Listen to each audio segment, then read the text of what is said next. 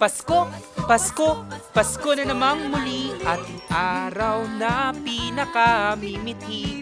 10 araw na lang, Pasko na!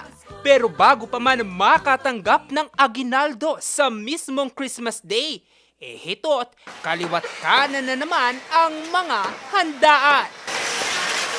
At kapag handa ang Pinoy, hindi mawawala ang Shanghai, igado, salad, spaghetti, at ang all-time favorite na lechon. Kaya naman, pinaghahandaan na ito ng ilan. Magana siguro spaghetti, cake, ganun lang. Pang-inom, sir.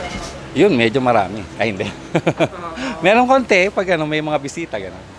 Pero hinahinay lang pa, sir. Oo, hinay lang. Hindi rin po kasi kami masyadong nag-aano ng mga ganun, yung mga lechon-lechon.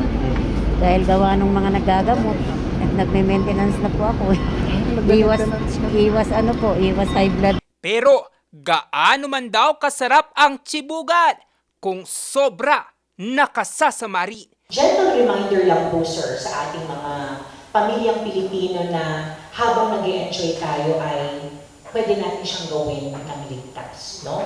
So, sana mahikayat po natin ang ating pamilyang Pilipino na sundin ang ating mga ligtas Christmas tips, no? Para hindi lang healthy, kundi kumpleto pa ang pamilya natin. It's better safe than sick ngayong Pasko.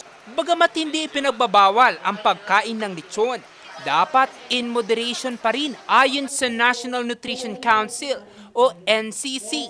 Ika nga, mindful eating. We are here to remind that we should be mindful in our eating. So we are challenging everyone to change our mindless eating to mindful eating or eating mindful. Ito yung mindful eating is a technique that helps you better manage your eating habits. So here's a question. Are you eating because you're hungry? Or are you eating because ang daming pagkain?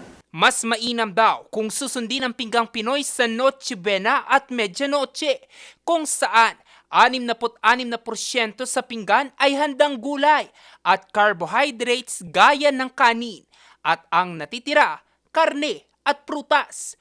Pwede ding subukan ang water-infused drinks o tubig na hinaluan ng prutas.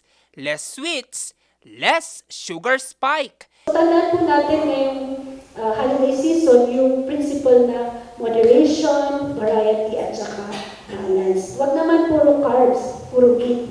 Mag-vegetables, fruits and vegetables din naman tayo. So, in balance din lahat. Sa mga ganitong panahon kasi, binabantayan ng kaso ng pagtaas ng bilang ng mga ina-atake sa puso. May kaugnayan na raw ito sa nakaugaliang lifestyle behavior. Kaya naman si LC, magiging mindful daw ngayong holiday season. Mag-ingat ka sa pagkain. Pili lang yung pagkain. Bawas sa rice, yung mga ganito.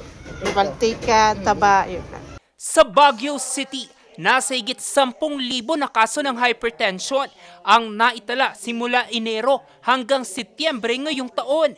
Ito na ngayon ang nangungunang sakit sa lungsod. There are a lot of causes of hypertension, especially sa lifestyle, no? Sa lifestyle.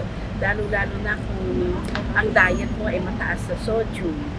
Tapos, naninigarilyo pa, umiinom pa ng alak. And, excessive. Well, lagi natin sinasabi, moderate alcohol intake. No? Kaya ngayong holiday season, paalala ng Health Bureau, eat happily, enjoy the party, pero huwag kakalimutan to eat and drink moderately. Jose Robert Inventor, RNG News.